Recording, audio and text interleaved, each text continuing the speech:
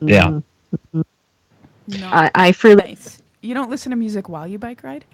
Oh no, I do while I bike ride, but afterwards when I'm trying to like That's chill. different. Yeah. There's the pump up music, then there's the cool down music. You got to have all your kind of music. Pump up, cool down, So pump up the volume. dance. Boom, CNC boom, Music boom, Factory? boom, boom. Is that who that was? No. That's Everybody Dance Now. Yeah, that's Oh yeah. Everybody dance. Way to hit the high notes. Thank you. Pump up the volume. Are we I don't know. on That's, live now? We are. Yeah, we're streaming. how come it live. never shows up on my Twitter? Good morning, Neil. Oh, is Neil. Welcome, Neil. It's good to see you. Even Hey, though I don't Neil. actually see you, you understand. We're Yes. simpatico. It says Eugene Fitzherbert, Oh, there it is. a.k.a. Flynn Rider. Yes. Yeah. All right, we good to go? Hold We on, be let me good. I'll get take that my- as an affirmative. We are good Okay. to go. Yeah? We're ready already? Oh, Mhm. I gotta text my friend and make sure he logs on. Oh, let's wait. No, go If I ahead. stop, Wait, she's got to get out her Every Google time. Translator for Canadian. Hold on. So he texted me after he listened Yeah. to that one. He's like, "Hey, thanks for defending the French there on that Yeah. podcast." And Yeah, the moose. Dudley Do Right. Franck. Good times. Ain't we lucky we got him? Tonight is kind of special. Is he logging on? Is he ready? I just texted him. We'll wait and see. Okay, cool. Sounds good. All right, Right. here we go. For those of you recording at home, let's do this in 3, 2, 1, record. There's been an awakening. Have you felt it? Light it up.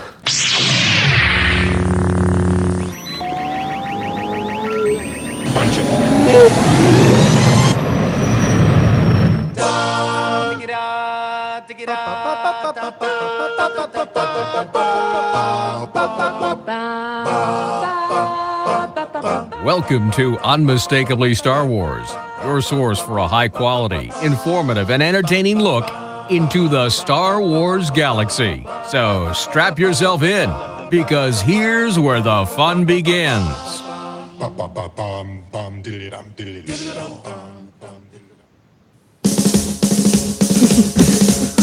That's great, it starts with an earthquake, birds and snakes, an airplane.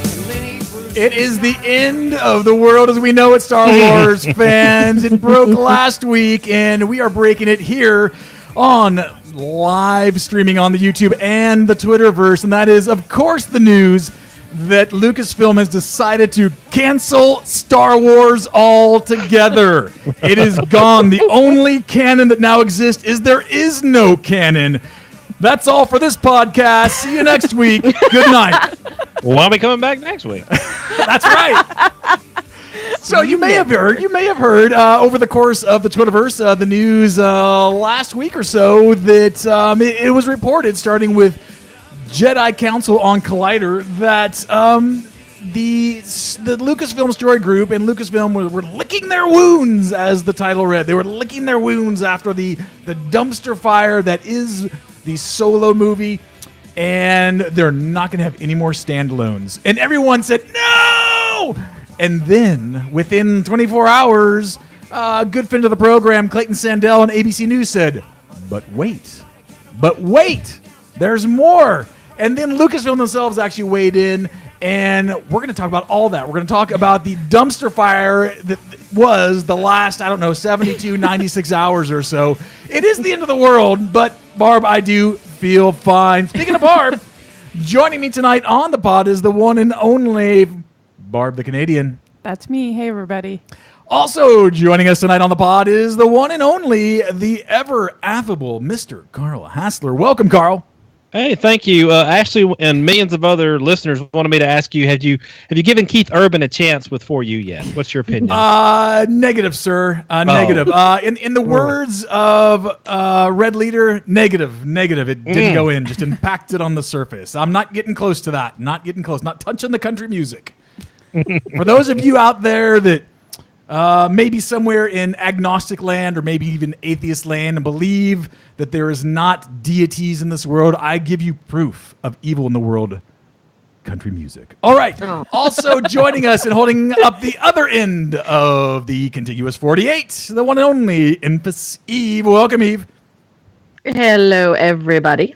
So listen, it was there was a moment in this past week that fandom was kind of a little nervous. We were up in arms. We were tweeting and texting and messaging and sending carrier pigeons and smoke signals, and we were worried that all of a sudden our beloved standalones were going to go bye-bye because of who knows what. Maybe because of the low box office. There is, which we'll talk about in a little bit. There's a movement going on right now with fans trying to raise a paltry sum of $200 million to shoot their own Last Jedi remake. Does that play into Lucasfilm's licking their wounds and wanting to throw in the towel? No, it doesn't. But then we were relieved shortly thereafter with Clayton Sandell, ABC News, some other folks started to break at sci-fi.com and IGN.com also weighed in on that. Lucasfilm basically took a page out of Duran Duran's playbook and said, relax, relax. We realize, fandom, that you were hungry like the wolf. We are not going to blame it on Rio, but we will still have Star Wars movies. That's exactly what they said. Kathleen Kennedy literally quoting Simon Le Bon. I just wanted to put that out there. Listening to the pod and can't see Barb right now. The facial expressions I'm getting are, what's into fans? Should they just go on and make things that they want to make because they are, after all, professional story creators? Should they listen to fandom for input on which characters or what kind of things that they might want? Or Barb, let me throw this out there. Lucasfilm Story Group just makes movies that they know we're going to hate. Just things that happened this last week in fandom. So stick around, my little tauntauns. The news is coming up right after this. I have good news for you, my lord. That's so interesting. Wait, there's something very big coming through.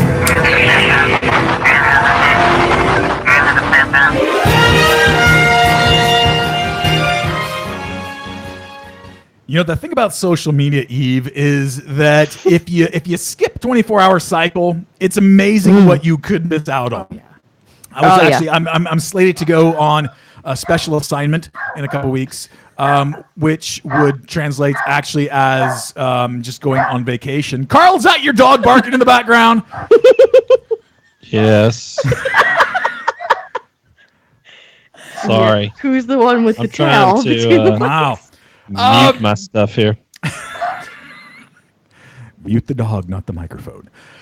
So, Eve, as you well know, because you are a Twitter faithful, and if you sleep on a 24-hour cycle in Twitterverse, I mean, that's, I don't know. We know roughly that one human year is roughly 7. Is equal to how many actual 24 cycles in the real world?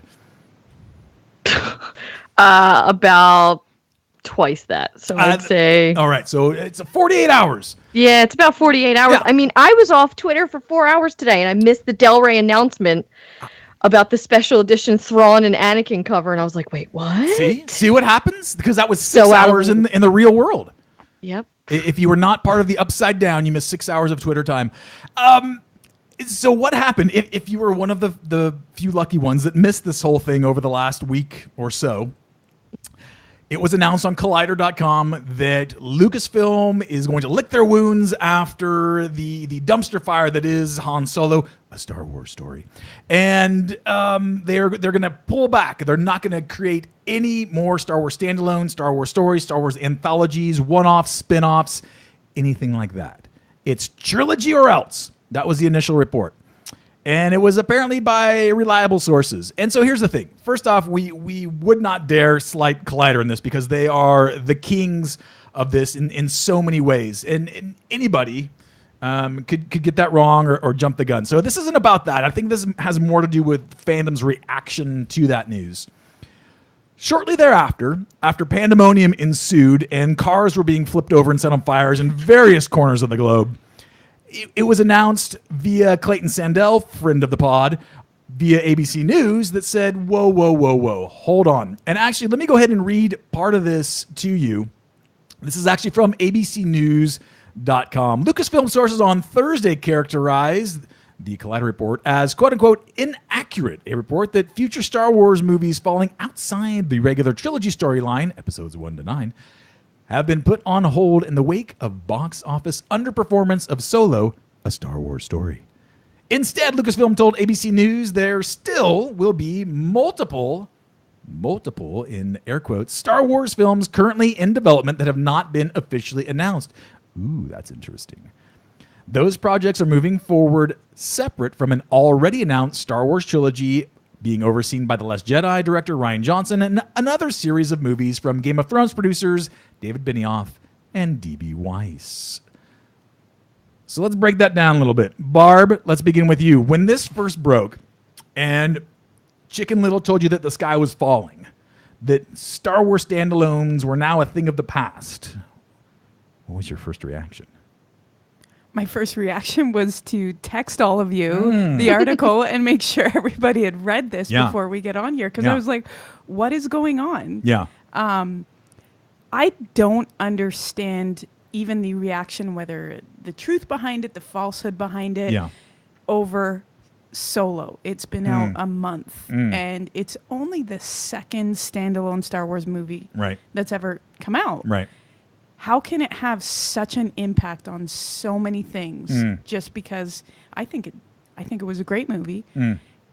And the numbers to me don't speak flop. But again, I'm not in the film industry. Right. It hasn't broken 200 million in the US yet. Oh my goodness, it's what, 160 million? It's somewhere in that neighborhood. Well, yeah, and I don't think that Kathleen Kennedy is like the alien in Solo that's like biting his nails when the Sabbath game is going on, right? I don't think Kathleen Kennedy's there just like devouring her nails out of like fear and timidity. Yeah, it's just an interesting reaction to Solo, which I think was everything and more that it promised to be. Yeah. And I don't know how to wrap my mind around what's happening with all of it. It's very confusing to me, and that's why you've got these contradicting articles out there about what's going on with Lucasfilm. And as they said, there's no movies have officially been announced other than those series. Right. And so we were talking about a Boba Fett movie and an Obi-Wan movie, but those were never officially announced. Right. So it's just interesting to see where this is going to go. I agree, and we're going to come back to the Obi-Wan movie in just a moment. Carl, let's bring you into this. Listen, does it make your fandom, I guess, teeter either way? Does it sound like Lucasfilm is in disarray, whether or not they ever had plans to cancel, step back, lick the ruins, whatever? Because they haven't come out and said these are the movies that you are getting, do you find this, do you have a bad feeling about this, Carl? I do not have a bad feeling about this, Devin. Honestly, in movies, and I'm like Barb, I'm not a movie insider, but we all know that there are several different levels of being in production. Somebody's got to pitch an idea, somebody's got to write something, people got to get together and say, if we did this, who can we maybe attach to it, these different things. Things get sort of different levels and then sort of fall off all the time. Things may just sort of be an idea and then never happen. Things may get written as a script and then not happen. I mean, you think about the Superman movie that was in production for 10 years with possibly having Nicolas Cage in it. Things like that never came along. So those things happen all the time. So, I think the way Disney responded and saying inaccurate, I think they're being honest there, but and as Barb has already pointed out, nothing has ever been official yet. So those things, we are so under the microscope as, well, not we, but as fans, we put Star Wars under the microscope so much that they can't even start anything. Any kind of thing that sort of is the first itty bitty steps of possibly doing a movie, somebody finds out, and sometimes people probably just make up rumors too. They get out there. So, we're going to know more about it than any other movies. Therefore, no, I don't feel worried about it because this is just kind of naturally how movies happen all the time, especially in franchises. Yeah, that's a great point. And we talked a little bit last week and the week before about the development process of a film. Like, what does that mean? It's such a wide net that they're casting whenever you use the term development. It could be ideas on a cocktail napkin down to, we're selecting our cast and crew for the film. Eve, your thoughts on this when it comes to the varying rumors out there? It's on, it's off, it's on, it's off. For you and your fandom, do you think that Lucasfilm's response to this that, hey, nope, everything's A-okay over here. Just a small weapons malfunction. Do you think everything is actually okay, or do you think that that's just kind of a smokescreen to satiate you and I who read their rebuttal to the original article? I think I get a safe everything's okay. I don't think it's a smokescreen.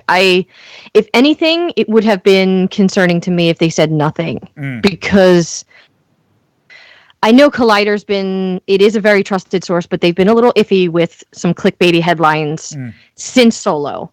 So when this one came out and it was just rumor has it and inside sources, my gut just dismissed it, because unless Lucasfilm announces an Obi-Wan film and then cancels the Obi-Wan film, like flat official release, I'm just not going to buy anything anymore.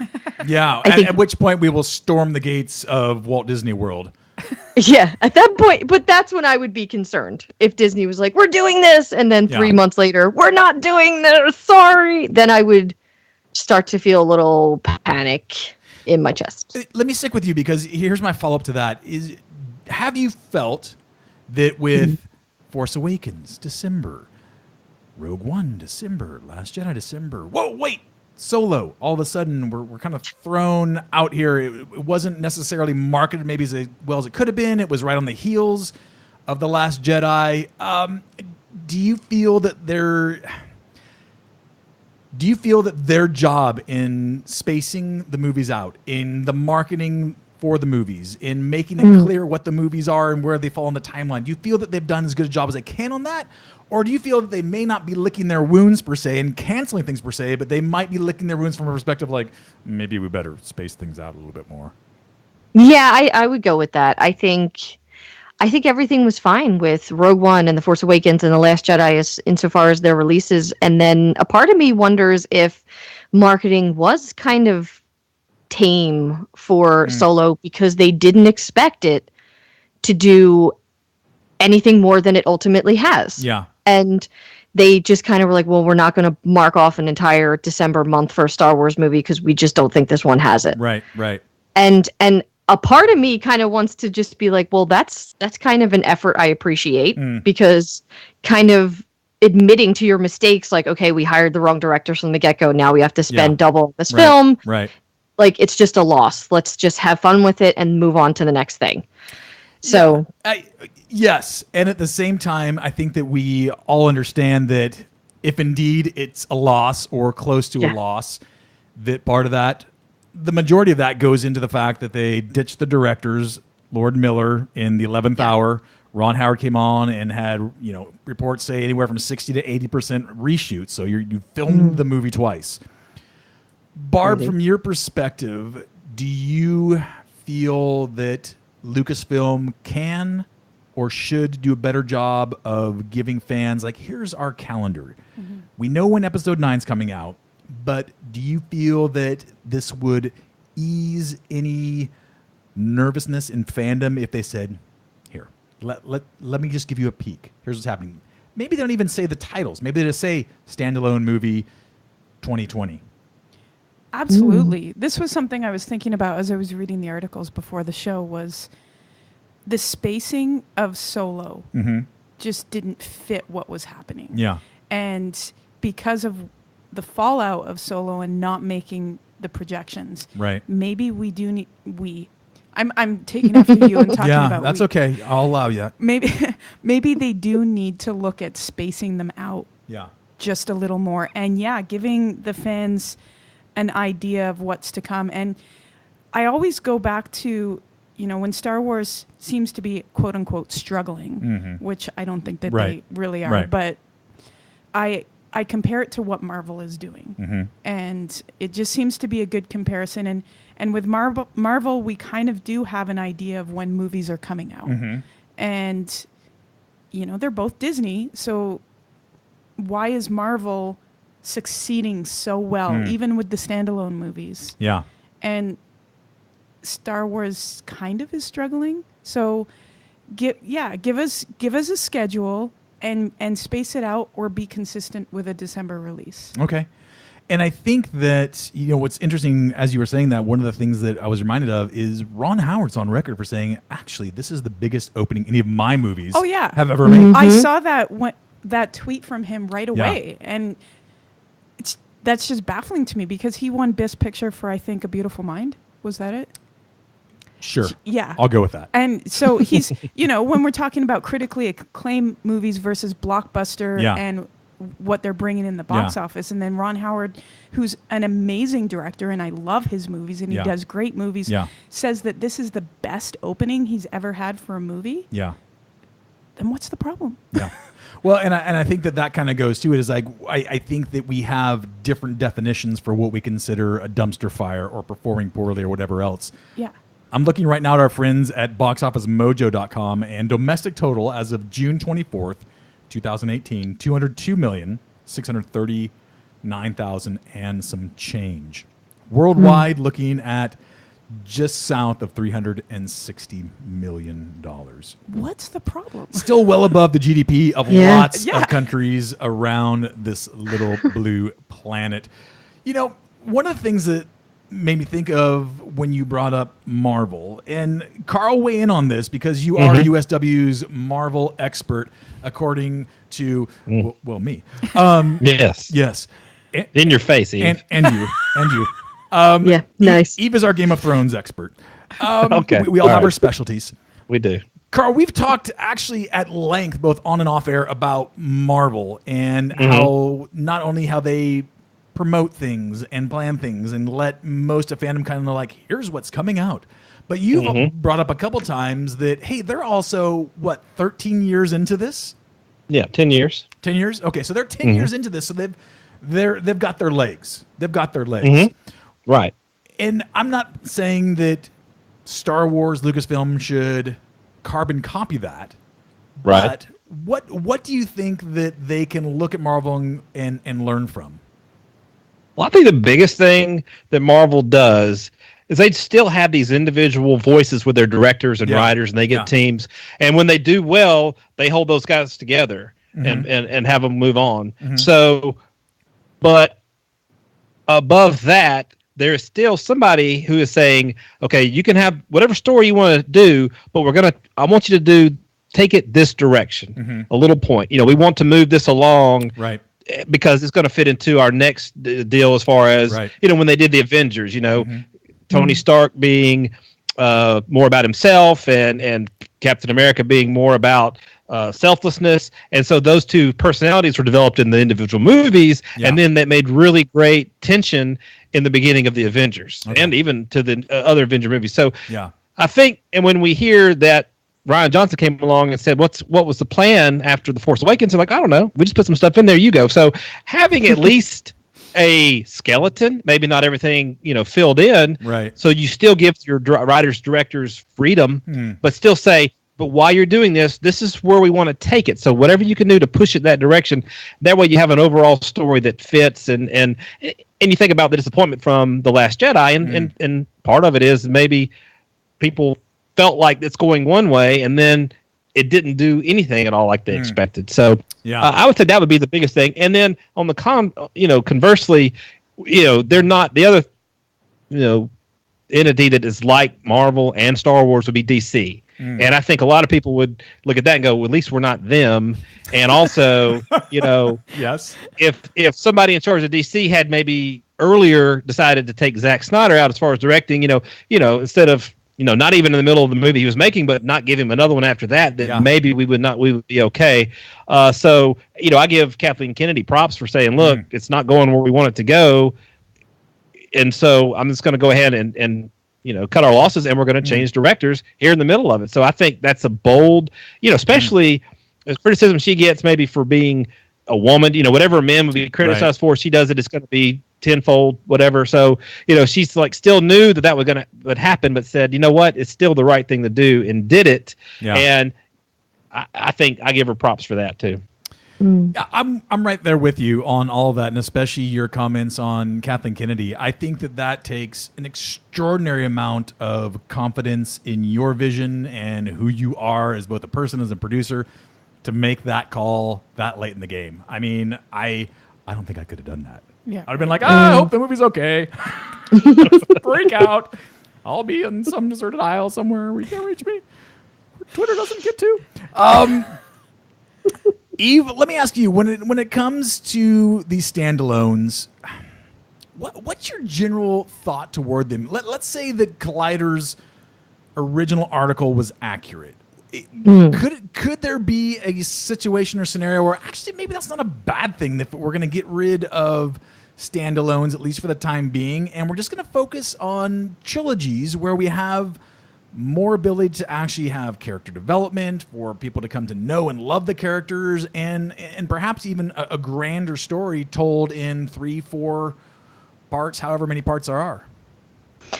I think that you just kind of answered the question for me. I think going back to if Collider is not BS and us, and that is the legit kind of insider talk, I think one, it would leave room for Lucasfilm and the storyboard to go back to the literal drawing board and possibly take us to a whole new direction, whether it's with Boba Fett or Obi-Wan or characters we have absolutely no clue about. If they're scared because of Solo's quote box office failure, right, then this is their opportunity to reassess and really give us some sort of enrichment in what we might see in future standalones. If it's not, then we still are going to get good movies, in my Star Wars opinion. Well, and I think that certainly touches on our closer look that we'll get into in just a bit, and that is, to what degree should fans even consider themselves storytellers? I coached athletics for, about almost 20 years. And that's everything from youth athletics on through varsity athletics in high school and multiple sports. And one of the things that I enjoyed thoroughly as a fan, and I guess also as a coach, but the more I coached, the more I understood the lunacy of it. And that is, here we are in the San Francisco Bay Area, so we're in San Francisco Giants territory, and inevitably, after a loss or a losing streak of 3 games or whatever else, people will call up the local sports talk radio and go, oh, the manager should have done this. The manager is terrible because he didn't do this, or he did do that, therefore he's terrible. And it's just, it's fascinating to me to hear all of the, whether they're Little League coaches or whether they're just the person that's driving their car on their way to work or whatever else, feeling like they know better than a professional baseball manager how to manage a professional baseball game. And I'm sorry, Barbara, I should have used soccer because you guys don't have baseball in Canada. Oh, yeah, you have the Blue Jays. Never mind. We do have baseball, and I played baseball. Thank you very much. Whoa! Yes. Well, that'll be for our off-air. I can't wait to hear about that. But I always got a kick out of it. And at some point, I guess it was more irritating as a coach because inevitably there were parents in the stands that were very much like those call-in fans to the radio that would be like, why didn't you do this, coach? Or why did you do that, coach? And I'm wondering, Barb, from your perspective, is Star Wars fandom, are we now the sports talk radio fans calling in to saying they should have done this? Unfortunately, yes. Yeah. And it's so irritating to me. Yeah. It's just, I love the age that we live in. We've got all this great technology and we can connect with the world. Yeah. It's really cool.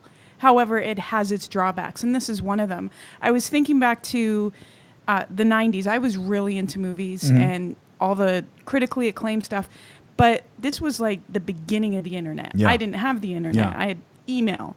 So how did I know about what was going on in movies? I got Premiere Magazine every month. I would, and that's how you'd find out what's going on. And it's way past production, when you're finding out about movies. But now we've got the internet that lets us know even when there's just talks of a movie, and who's possibly slated to do it. And then you've got every fanboy and fan person out there who's going to comment on it. And the whole world can read it. And they're going to think when they're in their room and looking at a screen that they know more than the person who's actually working on it. And that just frustrates me. And so, we definitely live in that age where You know, everybody's the parent of the baseball player who wants Right. them to play pitcher Right. instead of outfield. Yeah. And they think they know better than the person who's actually running the team. Right. And yeah, it's just interesting and it's irritating. And what do we do about it? And I think that's an interesting question that we certainly want to delve into. And I do want to say that, and I'll speak for our entire pod when it comes to this, and that is we are not in any way saying that we don't have a right to critique things, or we don't have a right to say, oh, I didn't like whatever movie or whatever scene because of this particular thing. But there's a difference in giving honest critique or feedback versus... It's going much farther than just honestly critiquing things. Right. And nobody's going to like every movie. Right. And everybody's entitled to their opinion of a movie. Absolutely. And if they didn't like it, having their reasons. Yeah. But it's going so much further beyond that. This remake The Last Jedi. Let's raise money. Right. Like this is this is going farther than just having an opinion and sharing your opinion. Right. Yeah, we'll certainly come back to that in just a moment because that was good for a couple of chuckles this weekend. Listen, I want to come back and I want to throw this out there. We had talked about this Obi-Wan movie. Most of us have been wanting it. Yep. We've been wondering to know when's it going to come, when's it going to be announced. We've heard that it's in development, which is the great ambiguous term that I need to use more in my daily life. When are you going to grade the papers, Mr. Cleffer? And they're in development. But there was one story that was out there, and I believe it was dorksideoftheforce.com that said, well, actually, when Disney launches its streaming service, Obi-Wan is going to be on the streaming service, perhaps as a little bit of Jedi bait to reel in the subscribers. Barb, that was an official eye roll, so I'm going to begin with you. When you hear, again, this is not confirmed, this is merely speculation at this point, but let's pretend that it's true. You do not want an Obi-Wan film on the streaming series. Why? When it comes to the standalone movies, the one movie I've wanted is Obi-Wan. Yeah. And in my opinion, nothing beats a feature film that you go to the theaters for.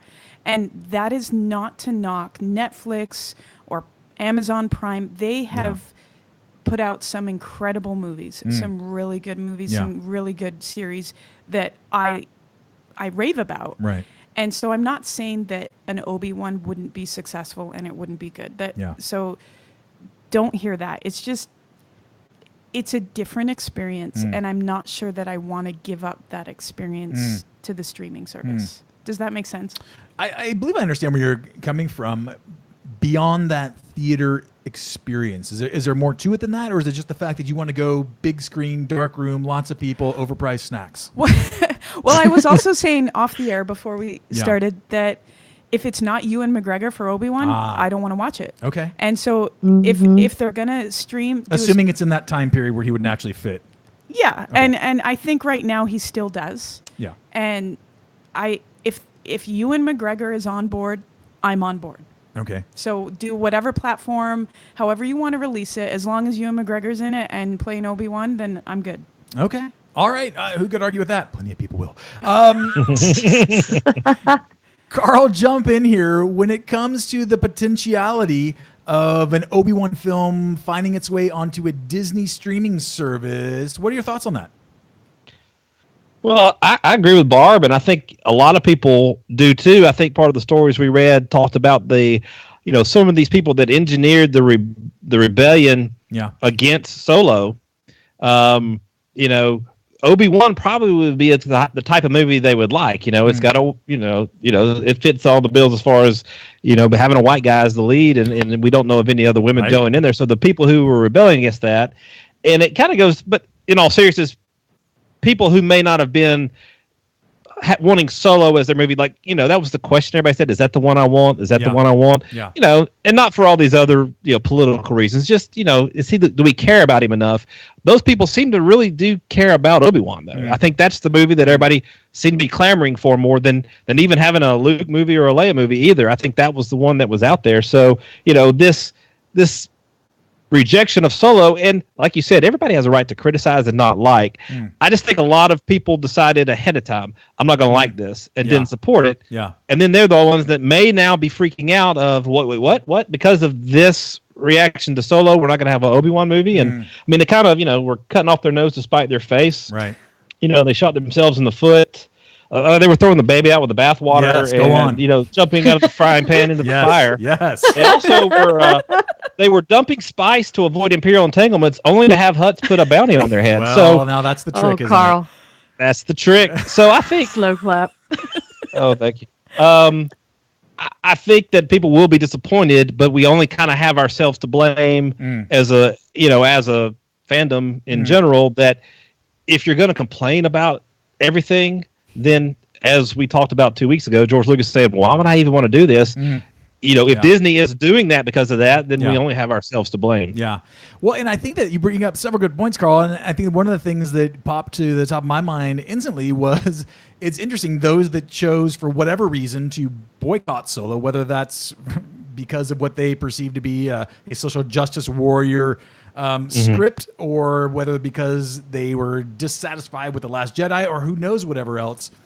But it's interesting that I think when this was first announced that, the standalones are going away, I think some people were actually kind of saying, oh, look what we did. We made that happen when we boycotted Solo. Look at the power that we have. And I think that's false on so many levels. Eve, I want to bring you back into this. When it comes to possible Obi-Wan film, but on the streaming service for the home theater, what are your thoughts? As much as I love the PG version of Netflix and chillin', I would not want to see an Obi-Wan film on the small screen. Wow. Okay. Give me your rationale. Because I can watch when I sit down for Netflix, it's like I want to relax. I just want to binge something that maybe I'll be like very attuned to and paying attention, or maybe not. Because a lot of my work, I have to sit at a computer just hours and hours and hours editing. And I will just put something on next to me just to have something on for the sake of distracting me every once in a while.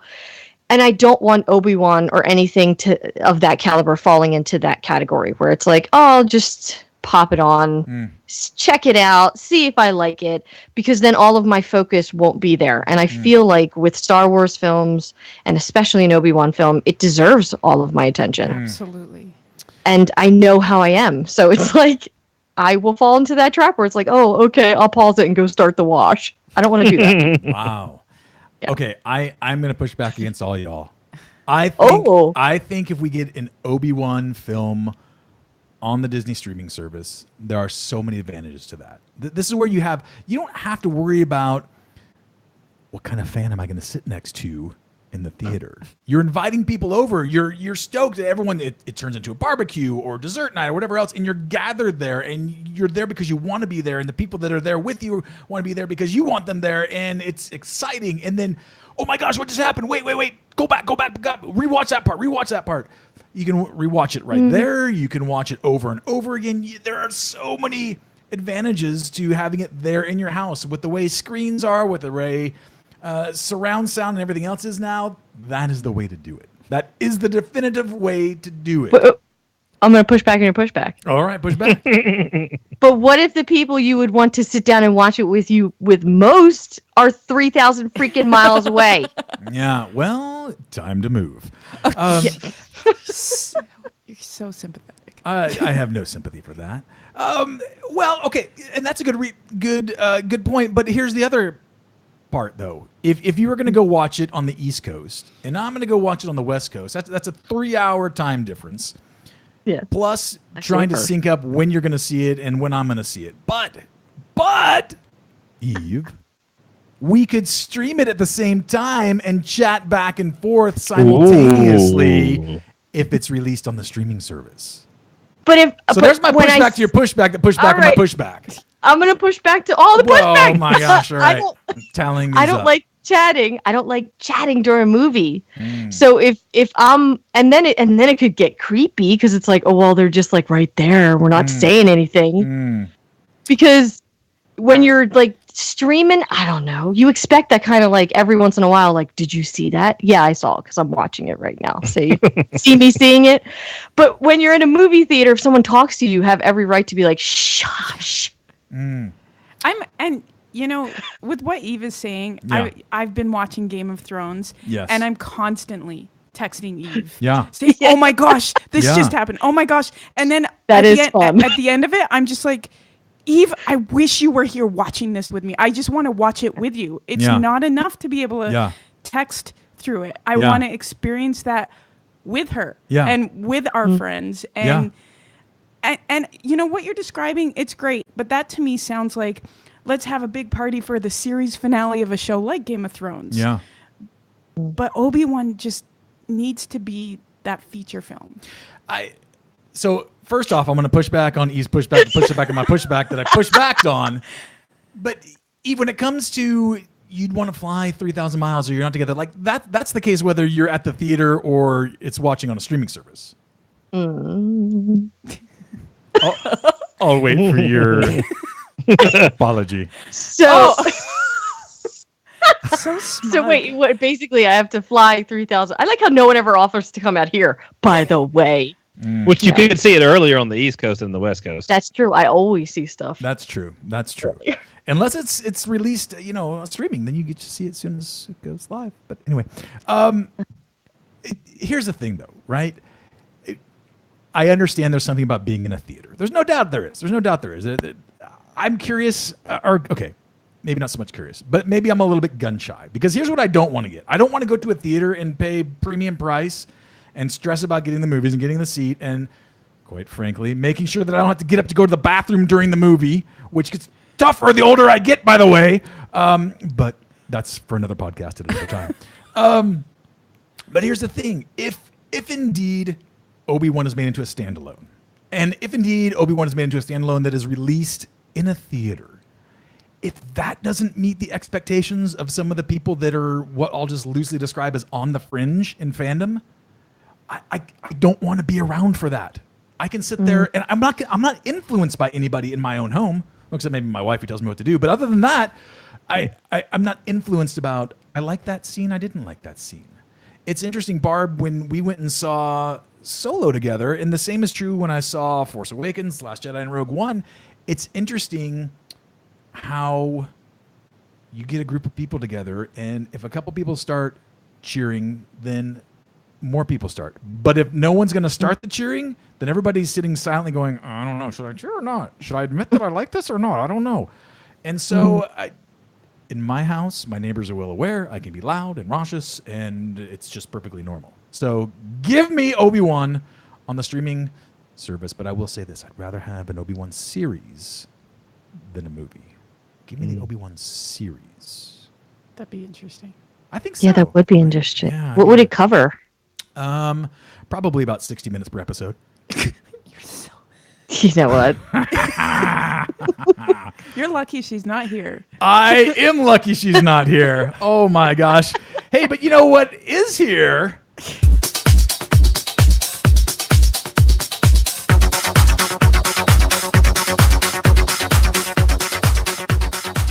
It's time for the Podverse's favorite game, another round of If, starring the one and only Infus Eve.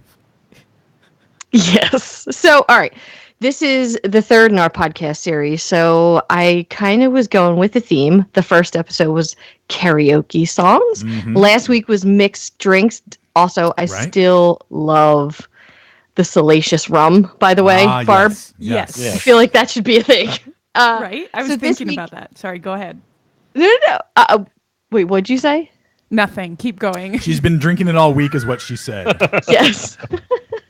I'll have one. So this week is kind of a twofer. So the first part is think dancing. Think dance moves. Think the shopping cart, the robot, the weed whacker, and then take that and put it into the Star Wars universe. You have your drink. You have your song. What is your dance going to be at in your cantina? Oh my. So we're looking for an actual dance that we're going to perform. Well, yeah. I mean, I would try to go for a little Star Warsy name just to keep it on point. Of course. Okay, but we're coming up with an actual dance. So you want to know the name of the dance and what kind of moves that it involves. Absolutely. Oh, man. And if you're brazen enough to try it on live TV. Well, that's fair for exactly 2 of you. So you're talking about like moves like the whip nay, like the floss, those kind of things? Right, exactly. Okay. Yes. Yeah. Mm-hmm. All right. So Eve, who is going first? Carl. Oh, nice. Okay. Yeah. There's a recurring theme of choking in Star Wars. So, but I'm not going to go with Darth Vader doing a force choke. I'm going to go with choking the Hutt. Oh. And you throw your hands in front of yourself like you're holding 2 chains. Yeah. And then you pull back. Yeah. And you kind of rock your head back and forth, and you go back and forth like you're pulling on that chain, choking the Hutt. I like that. What I love most about that, though, Carl, is the fact that I know you were actually doing that as you were describing it. I did. I was. That is epic. That is epic. Good. So choking the Hutt. Choking the Hutt. All right. Choking the Hutt. All right. All right. Devin, what do you got? Wow. Okay. This is on the fly. Gosh, I certainly can't compete with choking the Hutt, but maybe I will say, what would it be? Well, so here's the history professor coming out of me. When Elvis Presley was asked to do the Ed Sullivan television show, they had to film him from the waist up because his pelvic gyrations. His pelvic gyrations were considered naughty for 1950s television. I remember that. So I am going to make Jedi gyrations. And so it's going to be a blend of doing various Jedi things. So we're going to kind of combine the hip gyrations of Elvis with the Macarena, and we're going to get Jedi gyrations out of it. There's going to be a whole hand movement series, but ultimately gyrate. Jedi gyrations. Ooh. Yeah. So are you holding a Tauntaun tea while you're doing this? No, I'm holding 2 Tauntaun teas while I'm doing that. Double fisting. Barb, you're up. Okay, so I was thinking of this one scene in Return of the Jedi, and here's the name of the dance. It's gonna be the Yub Nub Hop. Oh wow, this sounds like Brian Seltzer orchestra. And all I can think of is that Ewok who gets shocked by R2D2 and he jumps with both his feet in front of him. Nice. You know what I mean? Nice. Yes, I like this. The Yub Nub Hop. The Yub Nub Hop. Right. I like it. You should, 2 of these are slightly violent. If it's in the summer months, you could be wearing an Utini bikini. All right, Eve, you're up. What's your dance?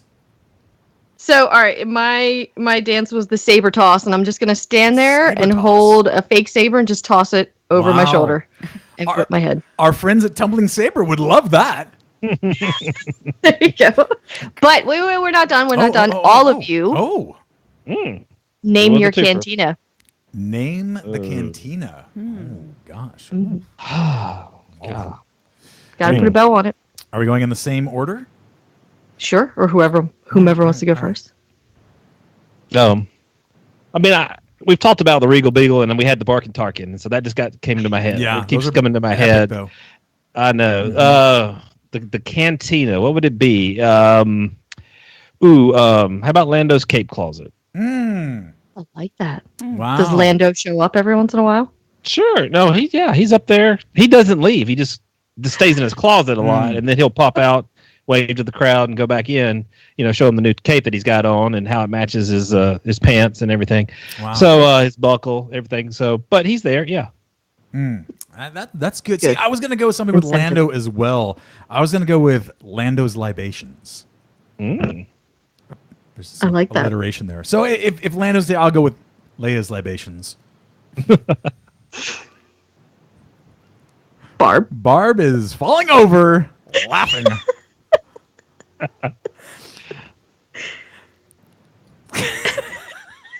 This is golden.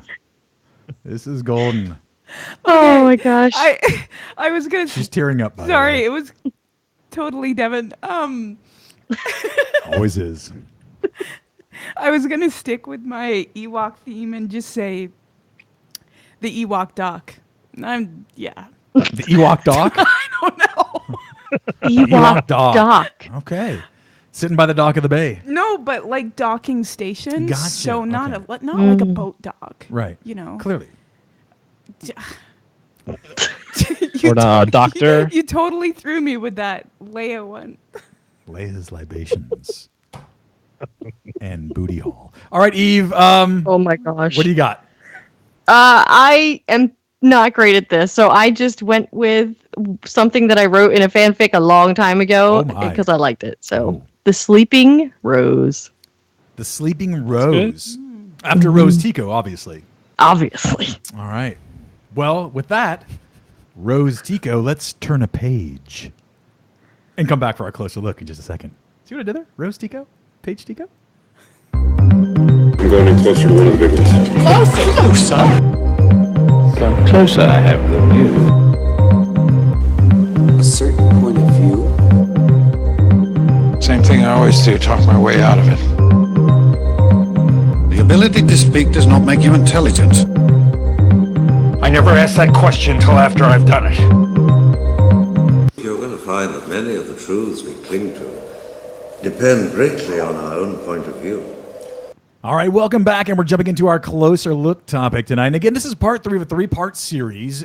Has Star Wars reached its breaking point? And tonight we're going to get into whether fandom should have any input, a lot of input, all the input into creating the stories, the characters, and all those things. So the question that we're going to be focused on answering is, to what extent, if at all, do you think Star Wars Story Group should listen to fan input regarding characters, story ideas, etc.? So let me just begin, Carl, with you. What are your immediate thoughts on this when it comes to input from fandom? Mm-hmm. Should the story group be scouring Twitter and going, great idea, great idea, great idea, like, retweet, retweet? Mm-hmm. Or do you think they should be like, what the?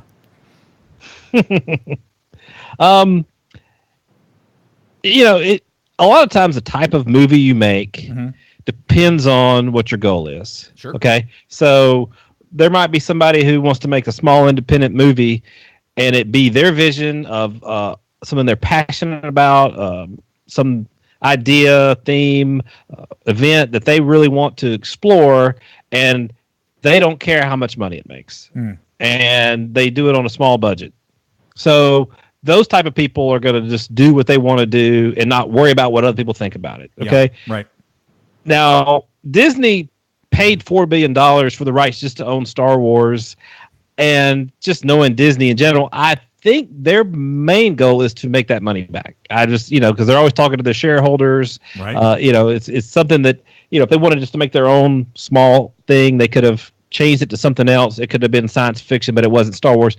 They did it because it was a brand already established, and they wanted to make money. So if your goal is to make money, then you don't necessarily look at the internet and say we like this idea and that idea. But when you clearly see that fandom is calling out for something like the Obi-Wan movie, for instance, I think you should probably listen to a degree. You don't necessarily listen to them for what the details of the story might be, but you kind of, but you still, again, looking back at The Last Jedi, you may want to say, well, what do people like about Obi-Wan, and what can we use that we think people will like, instead of, well, we're just going to make Obi-Wan a totally different character or a semi-different character, or just come in at an angle people aren't expecting. Right. I think they should listen to fans to a degree. Look, I don't disagree with that as a macro theme or concept. I'm curious, though, based on where we're at in fandom, and Carl, let me stick with you on this first. Okay. Based on where we're at in fandom right now, and realizing at the same time you're not going to ever make a movie that 100% of the people think it's the fabulous thing that they've ever seen. That in mind. Right. If an Obi-Wan film is made, as an example, do you think with such an iconic character that the risk for Lucasfilm goes up exponentially to try to please people? And quite frankly, will some people, regardless of what happens, just not like it because they don't want to actually say that Lucasfilm did something good? I think to answer the second part first, yes, there will be some people who will dislike it because they have just decided, and I talked about earlier, people deciding ahead of time what they want to like or not like, or to succeed or not succeed because they got their feelings hurt or didn't like something earlier, so they're digging their heels in the ground and they're not going to give anything a chance. Right. They're going to do that, but I think that's just it again, shooting themselves in the foot. I think it's kind of a dumb idea. As far as the first part of it, as far as is it exponentially more risky for Lucasfilm? We talked about earlier them, oh my gosh, did they really have this stuff planned, and did they cancel it, and how bad does that make us look? So, they're kind of in a bad situation that, let's say they went along as they did with Solo, and they said, we're going to do Solo, and everything was signed off on, and then they start looking at, just social media and they see a consistent or loud enough, hey, we really don't necessarily know if we want Solo, and Obi-Wan's who we care about, could they have changed their mind then and said, we're gonna serve the fans, or would it look bad if they said, oh well, we planned this and now we're not going to do it? So it's kind of hard for them to be able to switch that. But I think Obi-Wan would be. I don't think it's as risky as doing Han, because I think Han, Luke, and Leia are in a position of, we love the characters and for the most part we love the actors that play those characters, where Obi-Wan has already been two different actors playing that role. He's been in the Clone Wars animated, so we've had a different voice. We all know that Sir Alex Guinness was not necessarily thinking this was it wasn't Shakespeare, and he kind of looked his nose down on it. We don't feel that affiliation with him. So it's a character that's well loved and has that nostalgia, yet is not so protected by the audience. So I think that would have been a one that you actually. You're not going to hit 100% home run on all this stuff, but I think that's as close as you probably could get with just the kind of character you could do that's going to satisfy a wide range of fans. Okay, I will buy that to an extent, because what I'm wondering is, and Barb, let me come to you on this, is we have Obi-Wan in our mind as it's going to be Ewan McGregor. What in your mind, Barb, is a bigger misstep? Not getting Ewan McGregor as Obi-Wan, and that could be based on because they're going to do a super young Obi-Wan series when he's a Padawan. Would that be a bigger misstep, or would it be a bigger misstep to have Ewan McGregor in an Obi-Wan film and the film not deliver on what fans are expecting or wanting out of Obi-Wan? Wow. So yeah, of course you're asking me that because I want Ewan McGregor. So that's a very hard question. I want Ewan McGregor, but I want a good film. Yeah. Don't we all? Yes. So just thinking back to, the time Phantom Menace was released, I believe 97, 98? 99. Really? Yeah, 99. Okay. At least in the United States. I don't know elsewhere, but anyway. Such a dork. Okay. So we knew that Obi-Wan had to be cast by somebody, and they did such an amazing job by casting Ewan McGregor. Right. Who's not to say that they can't do that again with another actor for a younger role of Obi-Wan? So I'm not totally knocking that. Okay. But I still really want to see Ewan McGregor reprise his role as Obi-Wan Kenobi, and for it to be an amazing film. So you didn't give me that option. I didn't.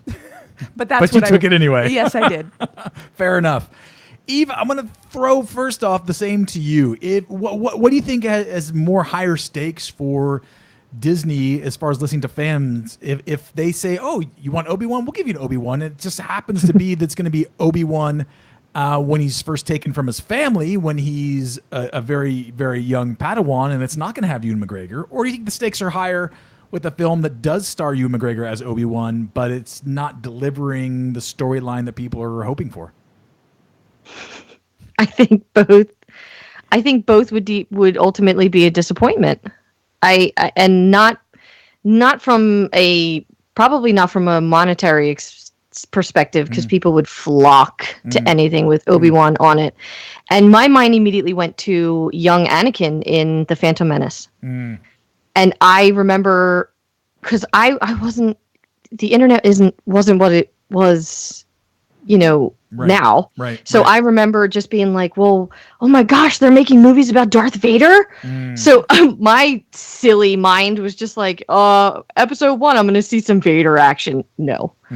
And that was just kind of, okay, I have how many more years until I see this? And then he appeared at the end of the movie. So it was like, I should have probably thought about this before getting my excitement as high as I did. And I feel like the same would ultimately happen with either scenario of an Obi-Wan movie, like a young Obi-Wan for just one movie and never seeing him kind of reach that adult master stage. Cool, I guess, but you're not convincing me. Go ahead. Yeah, not what it could be with you and returning. And a part of me, I would take is it terrible to say that I would take a little tiny bit of a lesser story just to have Ewan back? Oh, interesting. Am I selling out a little bit? You're compromising. You're compromising the standards that could be amazing. So Eve, let me stick with you though, and follow up with something along these lines. To what extent do you think that, kind of based on what I'd mentioned before with callers calling Sport Talk Radio and people absolutely, well, I was going to say spamming, but attacking the Lucasfilm Story Group directors, producers, even actors at some level. At what point do you think that the craft of bringing together a movie and then the craft of bringing together actually a really excellent movie is completely not understood by the general masses? Because it seems like, and correct me if I'm wrong, but it seems like a lot of the things that we're seeing right now in social media in particular have to do with they should have done this, they should have done that. Or in one instance, for those of you that are not aware, there is apparently a fan-led The Last Jedi remake movement happening where they believe that they can crowdsource $200 million as if Disney would sell the rights. But anyway, and remake it. And they're not even sure what it would look like because they're accepting all ideas and scripts, which is completely fascinating to me. Yes. So Eve, sorry, I went off on a little tauntaun trail there, so let me bring it back. But to what extent do you think that people are, when they lash out, or for that matter, even offer constructive criticism, to what extent do you think that they just don't understand the process of story creation, movie making, so on and so forth? I think there's a big disparity there between what people think they know and what is actual reality and what goes on behind the scenes of these films. And I'm the first one to absolutely accept constructive criticism. I have to with my line of work. Yeah. But that's not, and I'm not comparing what I do in any way, shape, or form to the level of just the amount, I'm so sorry. I'm exhausted tonight, so apologies for stuttering. For just the immense pressure on filmmakers and storytellers in the movie industry is insurmountable compared to what I do. But I have run into people that will stop me while I'm shooting a wedding, literally grab my arm and just be like, what kind of camera is that? Yeah, well, I got this at home and I can do that. Right. And it's like, well, if that was the case, then maybe you'd be here. Right. But you're not. You're just a guest, know? So that's immediately where my mind goes whenever I see people, well, they should have done this and they should have did that. And a part of me would love to just kind of like plop them down in a Lucasfilm chair and just say, well, then do it and see what happens. You're not going to be able to do it because you have no clue what actually happens behind the scenes because you're just basing it off of this fulfillment that I hoped and dreamed for did not actually happen.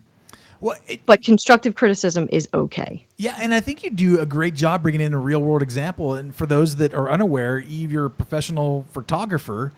And look, when was it? Probably 15 years or so ago when all of a sudden there was no longer professional-level cameras and kind of the entry-level consumer camera, but we had this in-between level. It was sometimes labeled as the prosumer, so it was like a really expensive consumer model. And especially if you go to the big box stores, the warehouse clubs, and you can find kits for $1,000 or $2,000 or whatever it is, and with different lenses. And then they have fun things called like automatic mode, where it's just supposed to the camera does all the work for you. And then we have, and I'm not knocking, but it does that. I mess around with the camera now and again too, but you throw things into whether it's Photoshop or Lightroom or whatever it is, and I think it's very easy to believe like I'm as good as Eve is when it comes to documenting and shooting with the camera, people, taking photographs of, you know, whether it's weddings or whatever the case may be. And it's interesting how you see that even in your day-to-day operations as the owner of a business. Yeah, it actually happened this weekend, surprisingly enough. By the way, you are a very good photographer. I wish everybody would see that. Thanks. I shot a wedding on Saturday, and somebody stood right next to me. It was a nice gentleman, and I'm loosely saying nice, and he was holding his Nikon. He was like, I think we have the same camera. Oh, wow. And I was like, we don't, but good talking. Separated at birth. Wow. Yes. Like, where you been my whole life? Carl, let me swing it back to your direction. When it comes to a Star Wars film, you know, fandom, as we're learning more and more every day, and especially for those of you that have been to Celebration, or for that matter, even some of the larger cons, we understand that fandom is a very diverse group, socioeconomically, ethnicity-wise, even gender-wise. So it's tough to say that there's a one-size-fits-all for Star Wars fandom when it comes to a movie or a book or an animated series, whatever the case may be. Should, in your opinion, Lucasfilm go, you know what? These are what we believe to be the best stories regardless of demographics? Or do you think that they say, you know what? We're going to focus on this particular demographic for this particular film, book, animated series. And if we catch some people beyond that intended net, then great. But it's okay to be much more directed in who we're trying to get within fandom. Well, it depends on how you define the demographic. Okay, like, for instance, you know, even in the notes you had put, you know, a quote white Star Wars versus a diverse Star Wars, right. Which, you know, on that one I would say. Let me just clarify. That's not what I'm for. I know as to like differentiate what I'm talking about here. Great. The rebel flag and swastika. That wasn't you added. That wasn't. No, I'm just. Wow. No. Okay, went too far. No, I think that, you know, at some point, you know, we've moved great strides. We haven't gotten there all the way, but, you know, our world has lots of different flavors, colors, whatever. Sure. So, you know, that's the world we live in. And why would a huge, large galaxy with lots of planets be any different, any less? I mean, it would actually should be more. So, you know, I think that if you're looking at it that way, sometimes you just got to say, look, those people just need to get over that. Right. It's the world they live in. You know, we want to give everybody opportunity to write, act, direct, be part of this. Yeah. And so we're going to find the best people, and we're not going to worry about, you know, if it meets you, you know, thinking that that's the kind of people you like to see or not. So that way, no. But as far as if you were decided to define your demographic as something like people who like nostalgia versus people who want to do something totally different and be just, you know, shocked by what happens, you know, and then, you know, maybe you go, look, this is going to, you know, and Solo and The Last Jedi could have sort of been those things, you know. This is the one for the people who just want to have fun and remember Han Solo like they saw him when they were kids. Right. And The Last Jedi, we're going to take it in a different direction. We're going to take Luke Skywalker a place that you never expected him to be. Yeah. So, you know, I think that is fine. And I would still tell you, and this is just going to be my mantra, whichever camp you fall in those, at least go see the other one once and give it a chance. Don't decide ahead of time it's not for you if you're a real Star Wars fan, because that's the only way to be sure that we get a lot more Star Wars and that we get the one we want eventually. Right. Good points across the board. And definitely, just so we can clarify, I think that when defining your target audience, it should be about those things that you brought up, and it shouldn't be just about, you know, ethnic background, gender, whatever the case may be. But I think that, well, let me say this. I'm on record for saying this, and I'll say it again. For as much as I would covet working at Lucasfilm, I am so glad I'm not one of the ones that has to make the decisions about that, just because I'm a very weak individual and just would take all the criticism very, very personally. Barb, from your perspective, is there wisdom in painting a smaller target, trying to hit a specific demographic? Hey, we know that right now, as an example, that women in particular, not just women, but women in particular, are really loving things that have Ahsoka or Jyn Erso or Leia. Should we really understand and realize and give, I guess, a tip of the cap to this demographic that here's a character we know they love. This is an important demographic within fandom. Therefore, boom, we're going for it. Or should they just say, hey, we're just going for a greater story. It's hopefully representative of the majority of fandom. And so we present to you whatever it is.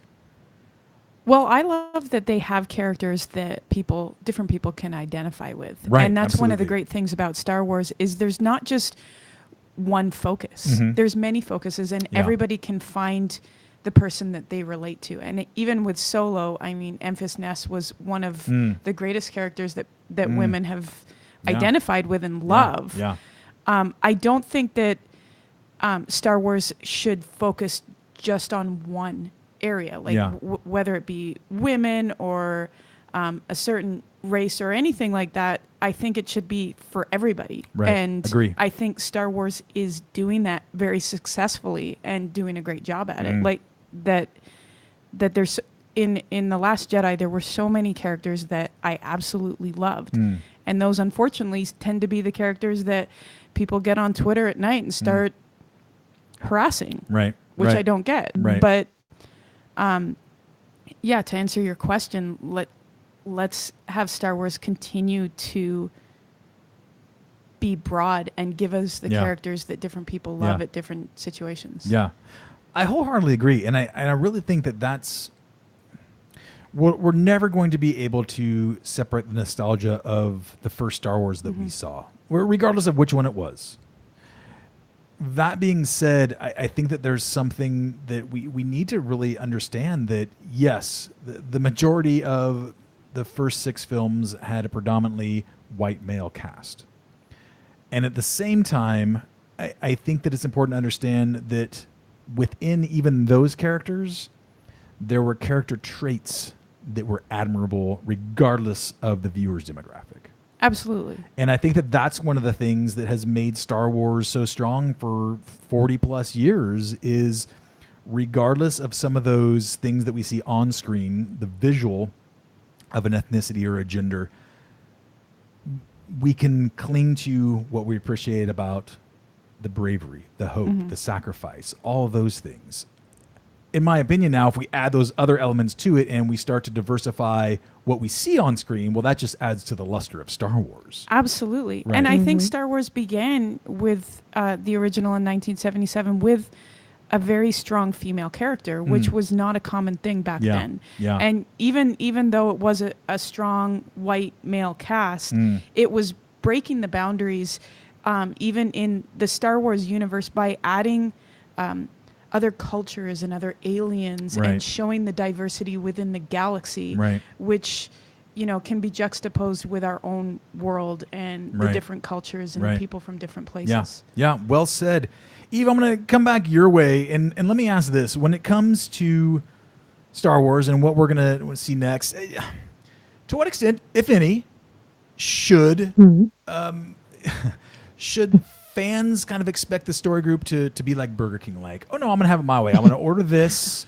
I'm gonna order that. I'm gonna make sure that you hold this, extra that. Should that be any part of anyone in fandom's expectations that Pablo Hidalgo or Kiri Hart or anybody else on the story group would go, yes, I'm listening. Tell me. And then voila, we have a movie that has that. I think, should they do that? I don't think that they should make every single decision in every forthcoming Star Wars film or TV show or series based off of picking and choosing, you know, millions of people's kind of screaming in the void. I think the core story of Star Wars should always remain the same, but it should be told through diverse eyes and amplified voices that have not been put up and risen up the way that they should have been all along. Wow. And I think if Star Wars can do that and still give us quality content and move us, then all of the people shouting in the void for, I need more lightsaber battles and I need more Siths, they can just sit down and understand that, progress is being made and that's what's important. That was absolutely beautiful, Eve. The fact that, just continues to resonate with me is talking about those same things through different perspectives, through different eyes. And I think that's right. I think that's what it's about. I want to go to, we put the question out to the Twitterverse today and ask the question we've been asking in our closer look. Once again, to what extent, if at all, do you think the Star Wars Story Group should listen to fan input regarding character, story ideas, etc.? And then went on to ask, so what's your rationale as well? So let me just read a couple. This is from @StarNate84. @StarNate84. I think the storytelling should come from the professionals, but I think fans can be a great source for deciding which characters to tell stories about. The support for Obi-Wan movie, getting Thrawn into Rebels, Dr. Aphra getting her own book are great examples of these. Totally agree with that. Swara from our good friends at Beltway Banthas says that while fan feedback is good about real-world issues such as representation, I think for the most part, they, meaning the story group, should keep telling the stories they genuinely want to tell. Let's go to David75 Donovan, our good friend Dave. And he says this, art is not made by a committee. I love that. Art is not made by committee. Ads are. Ads are made with input from focus groups. Let's not ever do this to Star Wars. P.S. Have you ever seen Star Wars fandom lately? I wouldn't let these people near children, animals, women, or even out in public. They're deranged.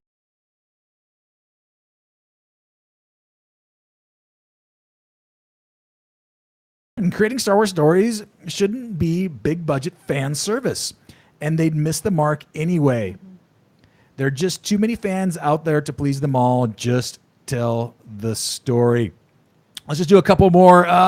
Jim Capron @Jim Capron says, no, I don't think they, meaning the story group, should listen to a whole lot of fan input. Dave Filoni summed it up pretty good on why the story group has to be careful with what they're serving with Star Wars and why Star Wars has been so strong throughout the years.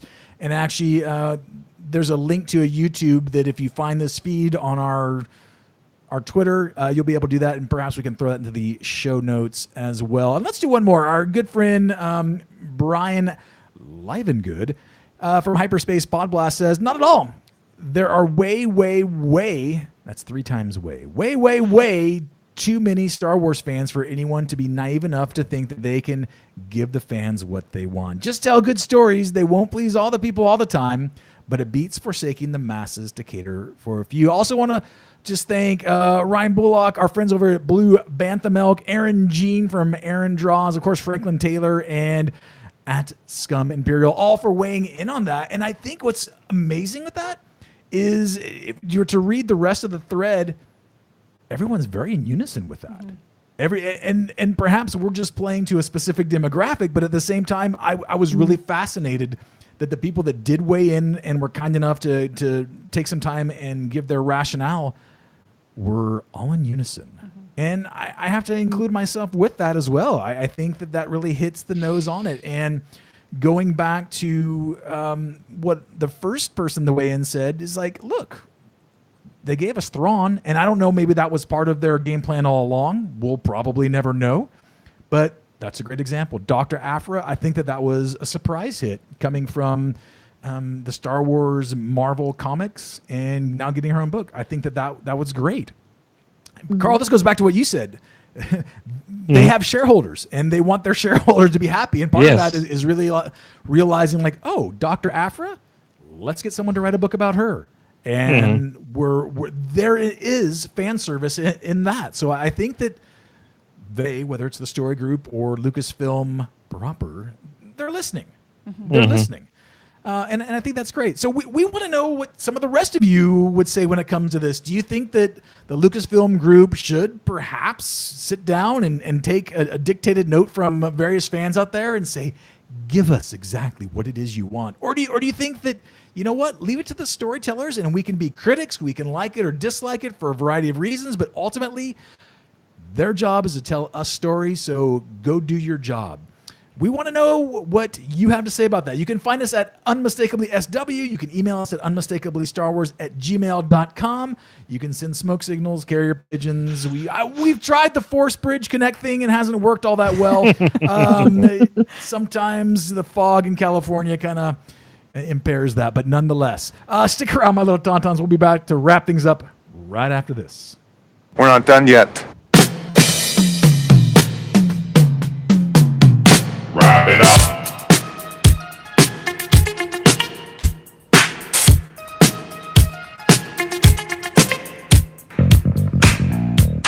All right, it's time to wrap it up. But before we do, Eve, what's happening? Well, usual stuff. Our live broadcast every Monday night starting at 7:15 Pacific, which is 10:15 Eastern, 3:15 UK time. Hey, Neil. We are on Twitter and YouTube. That's where we broadcast live. So if you miss it, fear not. It will be on YouTube. Just go there and search Unmistakably Star Wars and you will find us. Or it will be up on our website in a day or so at unmistakably.starwars.com. So next super thing, I'm really excited to announce this. It's the most wanted patron audiobook giveaway announcement. Nice. So we have a winner. Well, okay. Good. You got my attention. That's good excitement. All right. Oh, sorry. Did you want some music to go with that? No, it's fine.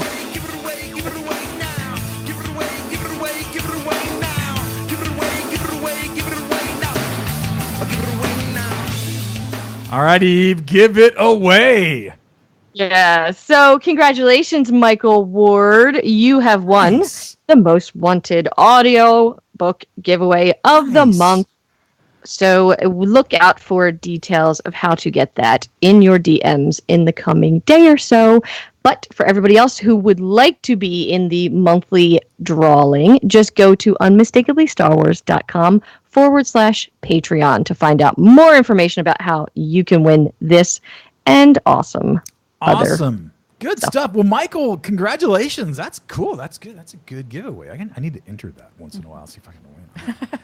Hey, we've got some cool things coming up around the corner, beginning with a series that's going to actually get posted this coming weekend. It is soon to be 4th of July here I guess it's 4th of July everywhere, but we celebrate it in the U.S.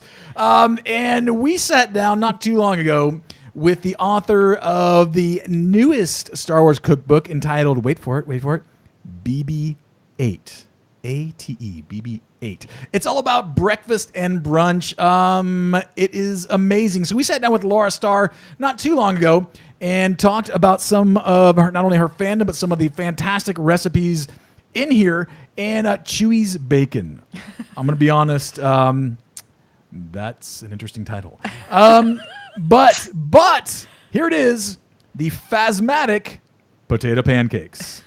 Phasmatic Potato Pancakes. So that is going to drop this Friday, just in time for the holiday weekend when you may be cooking some brunch. I don't know. We'll see what happens. Also coming up, and this, I'm so excited about this. Even I've been working on this for, Eve, last month or so? Yeah, about that. Seems right. So we've got a brand new mini series coming out that's going to start in about 2 weeks. And it's basically called Galactic Voices. And so what we've done is we're gathering conversations from a variety of folks in fandom talking about representation in Star Wars that's on the screen, that's behind the screen, that is within fandom itself. And some of the folks that have been contributing to the conversation include our own Ashley Wilson and Regina Sanders. We're also talking with Michelle Grandin, who is part of the Tumbling Saber podcast. We've also talked to our friend Swara, who is over at Beltway Banthas, and we've got such a wide variety of folks that are giving their own personal insight and their own personal stories about seeing someone that looks like them on screen makes a big difference. And so we'll be divvying that up into probably 3 parts. And I really hope that you enjoy this series because we've worked hard on it. And I just think that Eve, you and I were talking off air before, and it's not the be-all, end-all conversation, but it's the part of an ongoing conversation that we are just so looking forward to sharing with you and can't wait to hear your feedback from this. So that's going to come out in about 2 weeks. So stay tuned for that.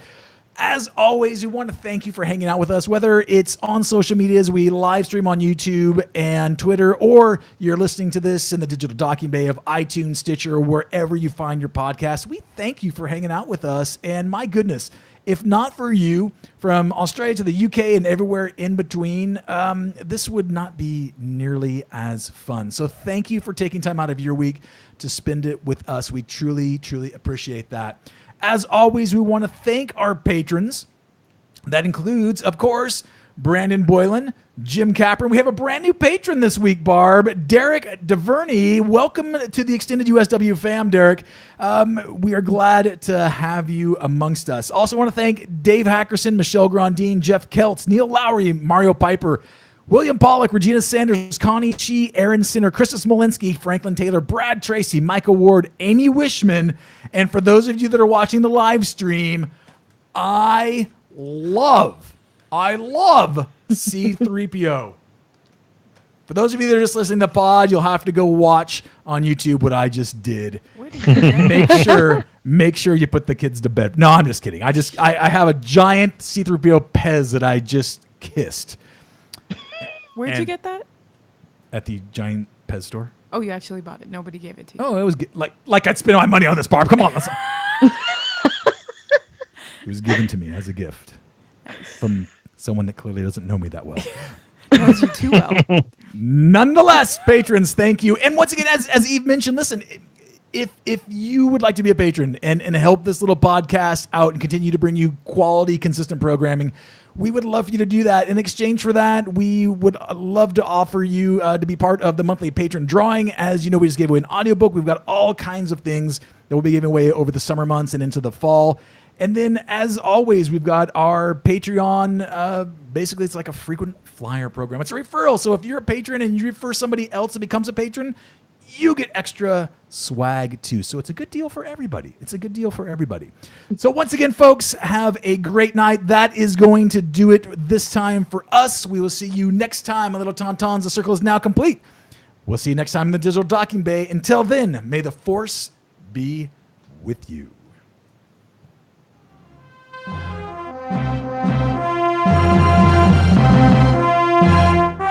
Unmistakably Star Wars is a member of the Star Wars Escape Pods Network. Explore more great content and get to know our sister shows at weareescapepods.com and on Twitter at weareescapepods. The Star Wars Escape Pods Network, promoting positivity in fandom.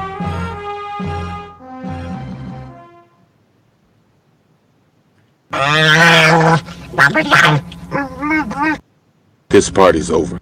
Hold on. And we're clear. Did you disable the audio on this? No, I think the battery's just out. I know. I don't even remember what it says. We'll have to. That's hilarious. Figure out what it says. Yeah, it's pretty amazing. I think maybe it's just the eyes light up. No, it says something's got a speaker. Yeah, there, that's what I was saying. It's got a speaker. I'll have to find a battery.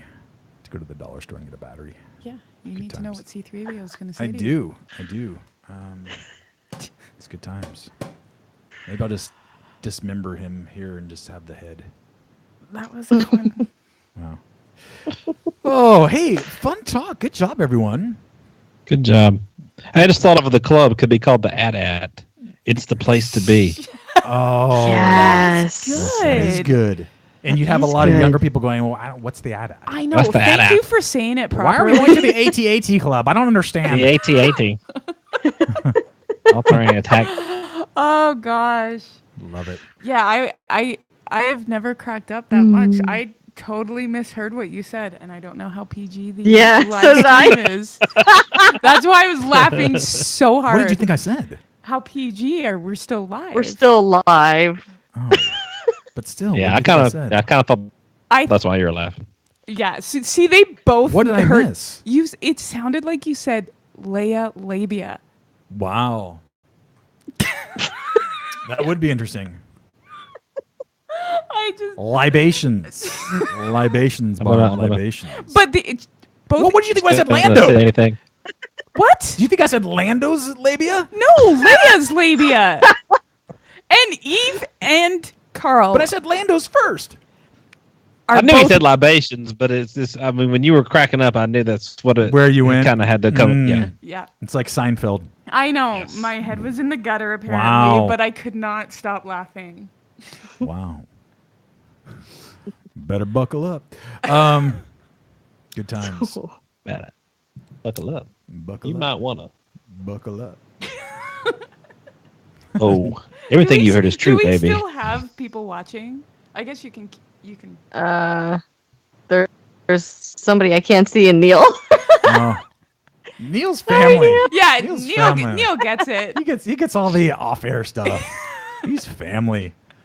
Oh man. Oh gosh. Well, good stuff. What if Neil was really just a Russian bot? You know. Neil, are you a Russian bot? Did you see his video I the other saw day? his video. No, it was he is awesome. no bot. Yeah. He is no bot. He's amazing. Yeah. I know he's not. He puts too much good stuff on Twitter. I know, but it would just be funny if he was. We're gonna get him. We need to get him a USW headband to replace. What if he was he first? was wearing a tie, right? Yeah. So we what if he was the first real AI and he actually turned into Skynet and caused the Terminator? Yeah. Did you know? Do you watch Game of Thrones, yes. Carl? Yes. So did you know that the actress who plays Cersei was? Sarah Connor and Sarah Connor. Yeah, I had no idea. And Emilia Clarke was Sarah Connor. Sarah Connor also. Wait, really? What? She was in Genesis. The Terminator Genesis as Sarah Connor. Oh Sarah my Connor. gosh. Looking a little more like Kira than she had a brunette going. Yeah, I need to re-watch some of those newer. Yeah, that movie wasn't good though. Well, that's the problem. I mean, I grew up with the original, and that's the whole remaking. That's the funny thing about the whole remaking the Last Jedi, because I didn't like the third Terminator movie because it was like it just said, it's like it was stuck. You were never going to break that loop, so that there was always going to be then. So it's like, well, that's a downer. And then in this one, they kind of like the Genesis. They're like, no, the future's not set. They could, they may have avoided it. And you're like, well, that kind of defeats that kind of breaks the way the whole series goes. So it's like, you go either way. People aren't going to kind of go, well, is that really the best way to go? I just thought it undid everything. I love Terminator 2. Mm-hmm. Now I can't. Terminator 2 is good. The third one I liked until it's like you get to the end, you're like, they just realize, nope, all this stuff, time is fixed. All this stuff just sort of got me here, and now I'm going to make the call out for us to, fight the machines or whatever. This will be our base, but we can't stop it. We can never stop it. So, after all they went through, I don't think I've seen anything beyond Terminator 2.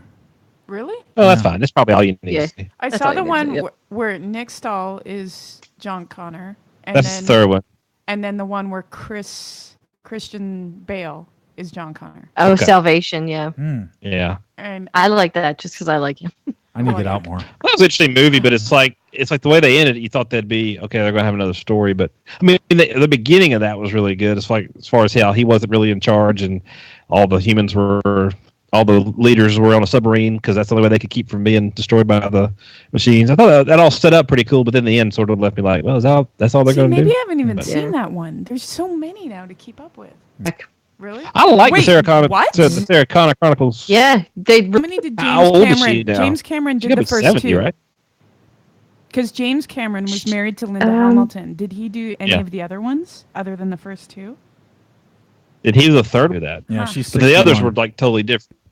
It's crazy that all these actors we grew up with are. Yeah. Wow. She was so different in Terminator 1 to Terminator 2.